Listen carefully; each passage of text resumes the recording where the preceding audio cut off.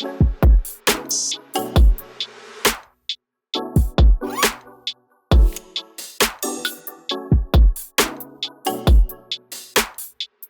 right, hey everyone, welcome back to the Barbell Medicine YouTube channel. I'm Dr. Jordan Feigenbaum. This is Barbell Medicine. We're going to cover some of your questions, some of your form reviews here on this vlog, and a bunch of our own training videos from last week. So sit tight, stay tuned to the end of the video.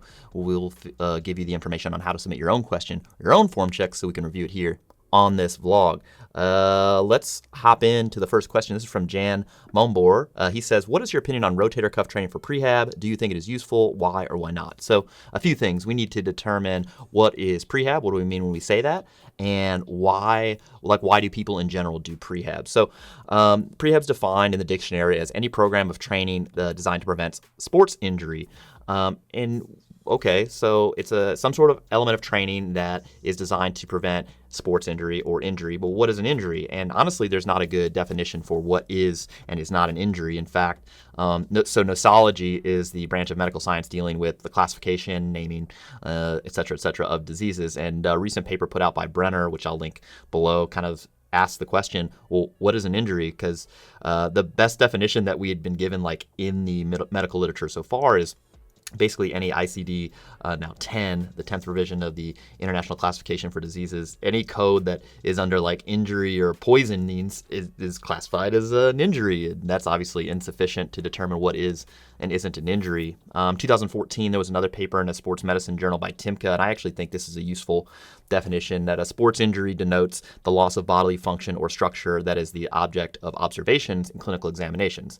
The problem is that clinical examinations, even though we consider that to be objective, they're not always precise.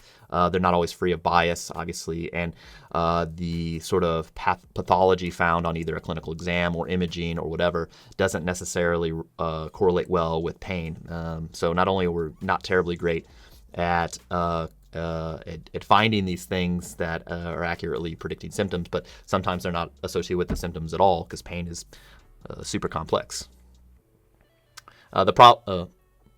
So the problem is that our clinical observations and how that correlates to pain is not terribly straightforward. And that's just because pain is super complex. And if you've read any of our stuff, you can kind of pick up on where we're going with that. So the thing is, prehab for rotator cuff training, most people probably think that those are like the YTI exercises or something with bands or something that would like a rotator cuff stretch or other sort of preparatory movement. There's no evidence to support that any of those things unless it makes somebody stronger. And if it does that, then that means you're relatively untrained. But in trained folks, those things don't necessarily make you stronger. As far as this, how would prehab or any type of exercise actually prevent injury? I think that, although we define what an injury is based on Timka's sort of explanation, the loss of bodily function or some sort of deformity that can be observed on clinical examination, I think that we need to kind of go a little further. And so I'm going to define injury as some sort of pain report that remove somebody from sporting activity, so they miss games or they miss playing time, or interferes with their recreational pursuits, or otherwise causes them to go visit the doctor. And so if we use those definitions, then we can kind of delve a little deeper in this.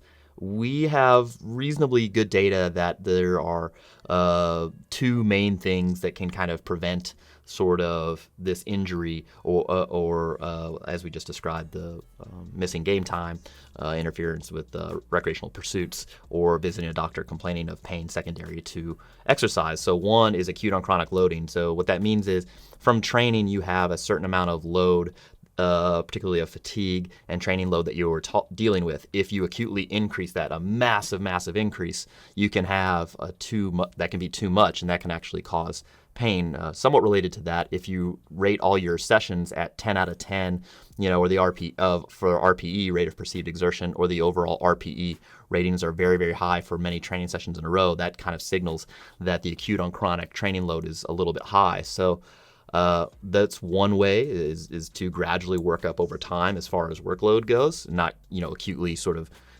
ramp it up very quickly, that can lead to that sort of decreased playing time, interference with recreational pursuits, or seeing a healthcare provider complaining of pain.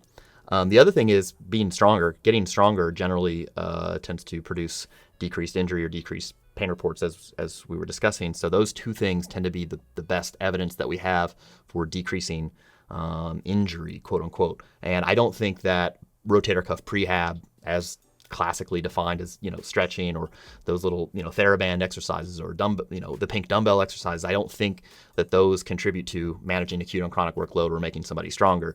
We know that stretching doesn't work. We know that foam rolling doesn't have any effect on injury prevention as defined previously. We know that cryotherapy or hyperbaric oxygen therapy, massage, none of that stuff tends to work. So if it's me, I think I would skip all of that. And the best things you could do are, again, manage chronic workload over time, get stronger over time, and your warm-up should be very, very specific to what you're doing, just at lighter intensity. So what that means is if you're going to squat, what you should do is squat with the empty barbell. And if that is kind of a stressful event to you because your squat isn't very well trained, well, squatting with body weight beforehand is a good kind of warm up. And if even that is somewhat stressful to you, then you would back up and you'd have some sort of assisted squat, or you would do a leg press with an empty sled or something like that in order to warm that up. But you wouldn't necessarily start stretching or foam rolling or use a lacrosse ball or do some sort of exercise that can't either make you stronger or control your acute on chronic workload. So I'll link all those papers below. Next question is from Dave Loughton. He says, first of all, thanks for the info that you and the Barbell Medicine crew put out. It's really amazing stuff, kind of life-changing without wanting to sound overly cheesy. Hey, we like cheese here. But there it is. My question is, I recently finished the Starting Strength Novice Linear Progression and have started doing the Bridge 2.0. It's so nice to not be at 10 out of 10 intensity all the time. I'm missing my power cleans though, and is there any way that I could sneak some power cleans in without messing up the program? Thanks again for everything that you guys and Leah do. P.S. I enjoyed your response to the question about Stan Efferding's vertical diet in live stream number 7. I'll link that below as well. I watched his video on it. My internal BS alarm was going off like crazy, but I didn't have the confidence in my nutritional science knowledge to say exactly why. Well, hey man, thanks. I do find it interesting that people without formal training in a particular subject feel so confident to opine eloquently about something as complex as nutrition and how it can affect outcomes like health, performance, etc., etc. But and further, that the evidence behind the elements of the vertical diet are seriously lacking, and I think that there's multiple harms within that diet. But that's for another day. That's for another question. Let's talk about power cleans. So I'm not sure if there's a productive way to train power cleans within an existing program that does not emphasize or does not prioritize Olympic weightlifting in general. I mean, the power clean and the Olympic weightlifting variations are they're similar to other exercises in that the way to get better at them is to improve overall force production, which happens, force production is specific to the context, so it's by doing the movement, if that improves your force production, or by doing similar movements that improve general force production, then you can transfer that general force production specifically to the other movement. So getting your deadlift stronger, getting your Romanian deadlift stronger, getting your squat stronger likely increases the ability to produce force in general from a large-scale movement standpoint. And then if you're practicing the power clean, then you can likely transfer that over to the power clean. But you also need to practice the power clean for just general skill development so that you can maintain that ability to transfer the force production improvement through other training methods to the power clean. Does once a week, which is what I'm going to ultimately recommend here in the context of this program, will that be sufficient to drive your power clean up? And I don't know if I can say that reliably. I think that there's, again, a spectrum of how people respond to training. So people who respond very, very well, that might work. Somebody who has who's less training sensitive, who does not respond as well, and there's a huge spectrum about how people respond to training. Probably this won't do much of anything except for waste a bunch of time, which is why I ultimately came up with this recommendation. I want people to spend a little time, if you're really geeked out on the power clean, it makes training worthwhile to you, then I think you can spend this 15 minutes working on the power clean at the end of like day 2, for instance, on this particular program. So I would have you do 1 rep every minute on the minute for 15 minutes. You would start about 5% lighter than your best triple on novice LP, and then after every 2 successful makes, so 2 successful completed reps, you would add a little bit of weight, a kilo or 2, and then so you would be able to add weight to the bar 6 or 7 times throughout this EMOM, this every minute on the minute sort of setup, and you would do that once a week. And I think that's a reasonable amount of additional stress that you can add in that's not going to acutely overload you, lead to either pain or injury, something like that, like we discussed in question number 1. And it gives you a little bit of practice with the movement so that you can transfer this general force production improvement that you're getting through other training, likely being taken care of on the Bridge 2.0, and then you can transfer that specifically to the power clean. So that's what I would do. If it doesn't end up working, I think then you need more dedicated practice to the Olympic lifts and their variations. But that being said, I don't think the Bridge 2.0 or the Bridge or any of our other templates besides maybe our Olympic template is a great starting point for Olympic weightlifting programming. Just saying that because there's not enough prioritization that is placed on the Olympic lifts. We don't have enough slots that we're having you do the Olympic lifts. We don't have enough dedication to that technique work to improve the skill.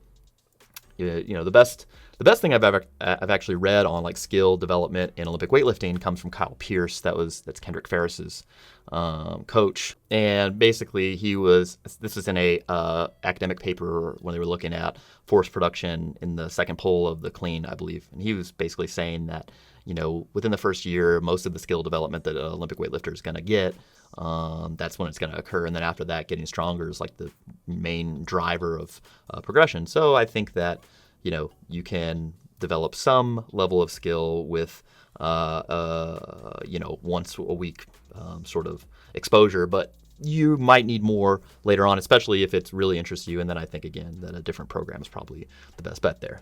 Okay. Last question.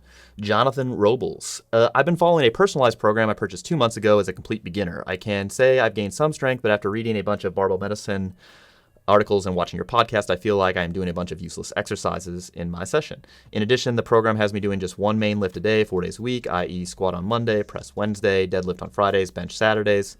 The total volume seems off after learning from the info you guys put out. My questions are, how to identify bad programming in order to not waste time with a bad program? Let's see. That's a great question. Identifying bad programming is kind of like identifying a bad relationship. And what I mean by that is it's easier to do as an outside sort of spectator, particularly if you have experience in the thing. And it's also easier to do for the person involved retrospectively, meaning after the thing's over, you can kind of review it. But to do it on the front end, you're basically trying to evaluate some hypotheticals and your previous training response and make an educated guess. So, one, you need to figure out, what do you want to do? Why are you training? What, gets you up in the morning to go to the gym? If you go to the gym, in the morning or in the evening, what makes you go there? And what are the stated objectives of the program? If you're like, I want to get stronger, I think I would push for a more clear definition. Stronger in what? Because stronger can mean a bunch of different things. Strength, sure, is the production of force, but it's in a specific context. So if by stronger you mean a 1RM squat, bench, deadlift, press, well, you should be getting exposed to singles fairly regularly. It should have,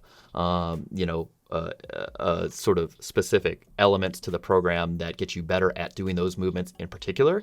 If you're talking a more like general strength program, I would argue that having a high specificity is not what you want, because you don't necessarily care if your squat 1RM goes up maximally in a year. You care about general force production improvement that's, again, in many different contexts and many different types of exercises. So I would say that would have a higher variety. You would also want to make sure that the elements that contribute to improving force production are also seen in the program, meaning that you have enough volume to drive hypertrophy improvements, and that has to go up over time. You would want to make sure that that you get exposure to some higher intensity work, so that stuff in that 88, 93% range, just that those would be like the singles or very high intensity sets. Maybe you do a heavy set of 5, for instance, but that you also have more volume work in that 70 to 80% range. And as far as kind of I mean, that's a very broad sort of 10,000 foot view, but you would want to relate that to previous training experience. So if you have a program that you did previously and you responded well to it, you could pick up some cues from that, like, oh, on general, at this much volume, this much intensity. Here, I did pretty well on that. And if you stopped making progress there, then your idea would be, well, I need a little bit more stress, but this general sort of setup, this general type of training setup worked well for me. So maybe just a small change to increase the overall stress would likely be a good idea. And on the other hand, if you had a previous training program that you didn't respond well to, you wouldn't want to see something similar. But a lot of this is we're just making educated guesses. I think that if the training that you're moving to from the past training program does not represent an increase in volume, and the average intensity isn't much different, or it's much, much higher, but the volume hasn't changed, that represents things that are incompatible with, what we think, how we think training should work, So if you were doing 5 sets of 5, 3 times a week, that's 75 reps, and the average intensity was 75%, and now you're moving to 5 sets of 5, 3 times a week at 80%, the volume's staying the same, the average intensity is going up, we could reason that that's going to increase the overall stress. Now, I think just off the bat, that's probably a little too much. But, at least theoretically, you could say, well, that seems like the stress is going to increase. So you could say, well, I'm going to try it and figure it out. And I think that's reasonable if you're doing this alone and you don't have like a sort of guide, helping hand guiding you along the way. If, on the other hand, you were doing that 5 by 5, 3 times a week, 75%, and then your new program is 5 by 5 once a week at 70%, like, well, that is a decrease in stress. And I don't think that's going to work very well. In fact, if you did see progress on a program like that, I would say that you had previous strength development stress and fatigue that is bleeding off and ultimately being realized while you're on this new program. So the best example I have is somebody running a program like Smolov, which has a high volume, relatively high intensity, 4-day-a-week program that I don't actually think is appropriate for most folks. But people run it anyway because it's on the internet and it's free. And then they move to something like 531 that is in general much lower frequency, much lower intensity overall. You can set it up different ways, of course, but the general template that people kind of work from, and again, the stuff that's free on the internet, is a reduction in total volume and a reduction in absolute intensity outside for a few hard sets per week. So people on those first few weeks after transitioning from Smolov to 531 might see an improvement in their performance, and that's just due to the strength development that they accrued during Smolov but weren't able to realize due to the consistent level of stress that wasn't reduced for a peak. And then they effectively peak for a few weeks on 531. They think 531 is the greatest program that's ever been written, and they're like, oh my gosh, this is the best thing, but then they never see progress again. That's something that happens. It doesn't happen all the time, but that's just an example. So I don't think that you can know if programming is great from the jump outside of just general sort of evaluation of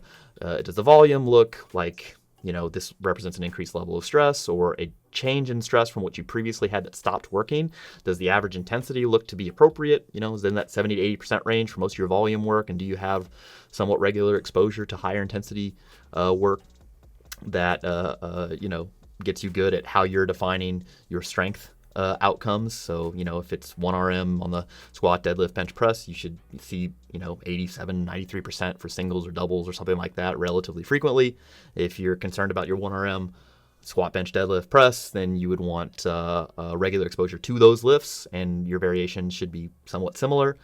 And if you want like this sort of just general strength improvement, you would see a much higher variety and therefore a very hyper-specific program where you're only doing squat, bench, deadlift, press, and no variations, probably not the best. You can track things like your estimated 1 rep max or a 5 rep max or a 3 rep max, something like that as proxies of am I getting stronger if that's important to you. If hypertrophy is very important to you, and I think it should be, if strength is, whether it's general or specific, I would take measurements of your weight and your waist and your arm and your leg. And I think that you'll be able to kind of suss out, like, is this working over time? How long should you look at that for? Well, I don't know if I have a great answer for that. I think, it depends on the stage of training. Somebody who's been training for a long, long time and we don't expect to see improvements, until like the 8-week mark or 12-week mark, that's a more advanced sort of post-novice person. If somebody who's just coming off a novice LP or have never ran a novice program or anything like that, then I think you'd expect to see results that you could kind of have a confidence in relatively early. So again, it's difficult to predict, and I don't know what programs that you're running here. I just kind of wanted to talk about some of these variables. But it's difficult to predict like how you're going to do and if something's good or bad on the front end. Again, it's kind of like a relationship. You want it's easier to do from the outside if you've got some experience, and it's certainly easier to do retrospectively. If you're not running one of our templates, I think you probably should, because I think that the stuff we're putting out there is very high quality, and otherwise we wouldn't put it out. Anyway, moving on. Next question. 2 questions. So this is from Joshua Miguez. He says, what are the merits of gymnastics training compared to barbell training? What are the advantages or disadvantages of mixing gymnastics and barbell training into your programming? There are no merits to gymnastics training for barbell training if your outcomes are improving strength on the barbell lifts and you are not untrained. And so what I mean by that is if you're untrained, then there is likely a higher transferability of force production from any movement to another movement just because you're untrained. And so getting better at producing force anywhere probably improves producing force in a different context. So yeah, if you do pull-ups, that may improve your deadlift, for instance, as a novice, because it's just improving your ability to produce force. But as you get further on down the line, no longer a novice, you're in this post-novice kind of phase, then things that improve your deadlift strength are deadlift specific. So that's more deadlifting and close variations that contribute to your deadlift development. And in that case, doing a lot of gymnastics training doesn't really apply. Gymnastics are not great for building deadlift strength compared to deadlift variations. Not great for hypertrophy that would contribute to deadlift strength compared to other barbell or dumbbell related exercises, because you can do more volume with less sort of global fatigue. So I don't think, for instance, that pull-ups are a great hypertrophy or strength exercise for folks who are well trained. I think if you're untrained, that developing your pull-up and chin-up kind of capacity has a good transfer over to other exercises. But once you're no longer a novice, and if you've determined that strength training, barbell training is very, very, that's what you want to do, and you want to get better, from a 1RM or a 3RM or 5RM perspective, I don't think that pull-ups and chin-ups are great at doing those. And people are like, oh, well, what about my biceps? I'm like, well, curls crush pull-ups and biceps for bicep development, again, because you can do more volume more frequently with curls than you can on pull-ups and chin-ups without as much global fatigue. By global fatigue, I mean fatigue in other areas of the body, like forearms grip, lats you wouldn't necessarily care about from bicep development standpoint. And from a deadlift development standpoint, you can get a development of those muscle groups by doing more deadlifts or similar variations. All right, so I think the advantages of gymnastics training within a barbell training program, if your goal is strength within the barbell movements, is mostly related to the untrained population. If you're trained and you really care mostly about your barbell training progress, then I don't think that gymnastics really do much of anything for that. I think that gymnastics training represents a loss of potential training time. It represents additional stressor that may not be directly contributing to your goals. However, if you just generally want to get strong and have a lot of different motor pattern development, and you don't necessarily care that you are increasing your 1RM deadlift as fast as possible, then I think gymnastics training, it's a good way to improve general force production. It's a good way to improve some general physical skills because of all the positions and the isometric work that is involved in gymnastics training. Okay.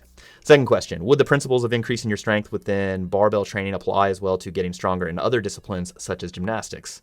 So the way you get stronger in barbell training is to improve the skill and neurological adaptations within barbell training. So that comes from training the movement specifically, that's skill development, and then training it at relatively high intensities you get exposed to that so you get better at doing it. And again, that's got to be specific to the task, specific to the goal. So if, again, your goal is to do a 1RM squat and make that go up, or one arm deadlift to make that go up, then you need to be exposing yourself to singles at very high intensities. If you don't care about that, then maybe it's okay to just do training at fives. But training only at fives, if your goal is to bring your single up, is probably not the best way to do it.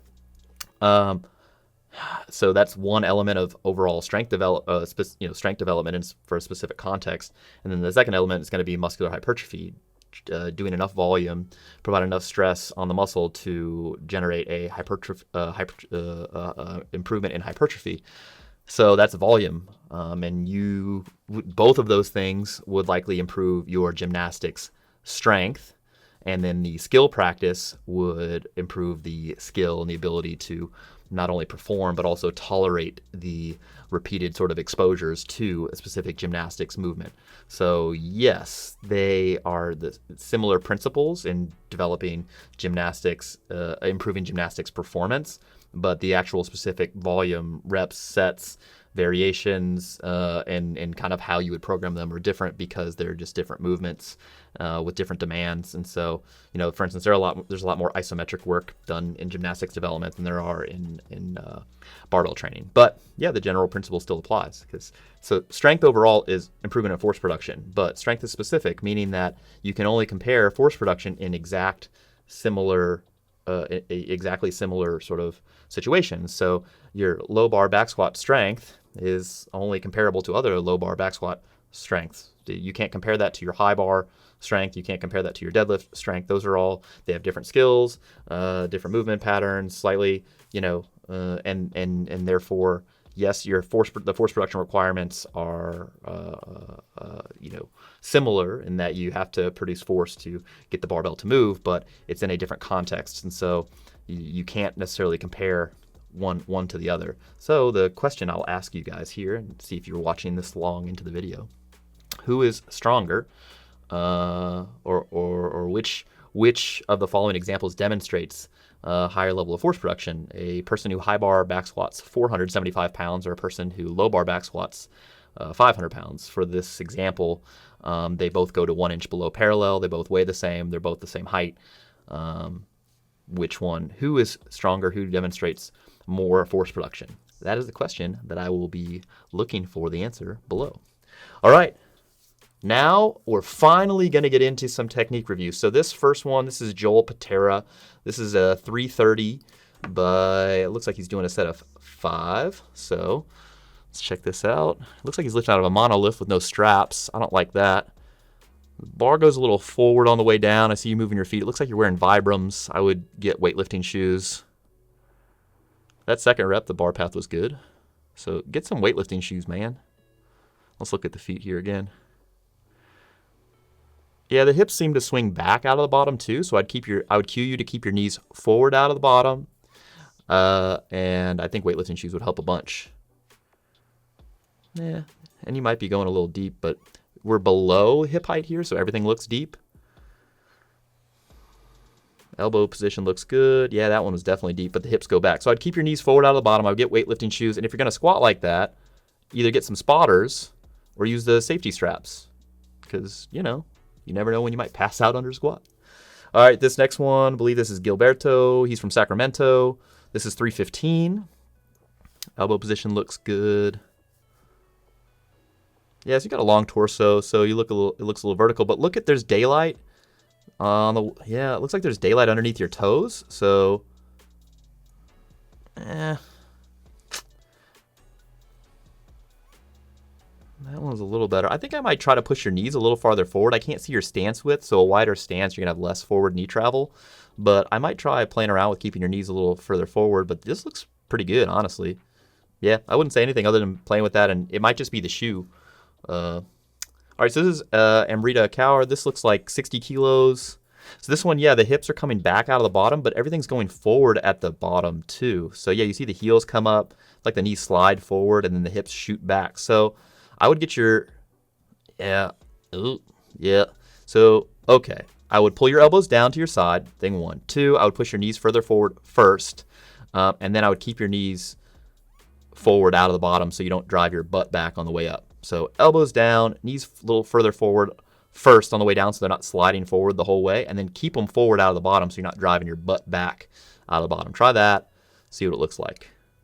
All right, so this is Matt Stein. This is 185 pounds for 6. No safety spotters. I don't like that, but you don't have collars on the bar, so I guess you could just drop it. Yeah, this looks okay. I don't see a lot of leg drive. I see your feet wiggling around, so I would probably try to drive back towards the bench with your heels, but this looks just awfully light, so I don't really know. Yeah, that one was a little harder. Yeah, that one needed to go back towards the rack a little faster, but I would use some safety arms, and I would use a little more leg drive. All right, this is Rich G, 365 for a triple. Back is set nicely. Yeah, you see the hips kind of kick up first before the bar leaves the floor. That means the bar's a little forward, so I'd actually raise your hips up about an inch. Lockout's good. Looks like you're taking a breath. You're setting your back and holding it in place pretty nicely. That one I would actually have you finish a little bit harder, but I think if you raise your hips up about a half inch, and if you use long socks, you can you don't have to use chalk, or that looks like baby powder. So this is 545, 555, 560. Yeah, I have no problems there, Baraki. Nice work. And so this is 565. No, this is 515, 535. Yeah. That one's a little deep. I'd probably try to have Baraki bounce a little harder out of the bottom. And see his hip shift back there a little bit. Yeah.